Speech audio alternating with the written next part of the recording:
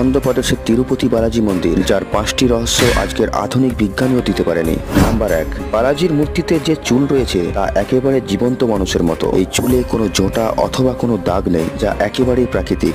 বিশ্বাস করা হয় এই চুলগুলি স্বয়ং ভগবানের চুল। বিজ্ঞানীরাও এই চুলের উৎসকে আজও শনাক্ত করতে পারেননি। নাম্বার 2, বালাজির মূর্তির ভেতর থেকে সমুদ্রের আওয়াজ শুনতে পাওয়া যায়। নাম্বার 3, এই মন্দিরে এমন একটি প্রদীপ রয়েছে যাতে কখনো তেল অথবা ঘি দেওয়া হয় না, কিন্তু আশ্চর্যের বিষয় এই প্রদীপটা সবসময় জ্বলতে থাকে। নাম্বার 4, প্রত্যেক বৃহস্পতিবার বালাজির শরীরে চন্দনের লেপ লাগানো হয়। আবার যখন চন্দনের লেপ পুনরায় ধুয়ে ফেলা হয়, তখন বালাজির হৃদয়ে লেগে থাকা চন্দনের মধ্যে দেবী লক্ষ্মীর ছবি ফুটে ওঠে। নাম্বার 5, গরম পড়লেই বালাজির মূর্তি থেকে ঘাম উৎপন্ন হয়। বন্ধুরা, এই রহস্যগুলি ভক্তদের মধ্যে আজও ঈশ্বরের অলৌকিক শক্তির প্রমাণ দিয়ে চলেছে। ভিডিওটি ভালো লাগলে কমেন্ট বক্সে লিখুন জয় তিরুপতি বালাজি। আর দেবভূমি ভারতবর্ষের এই ধরনের রহস্যময় মন্দিরগুলির কাহিনী শুনতে আমাদের চ্যানেলটিকেও সাবস্ক্রাইব করে রাখুন।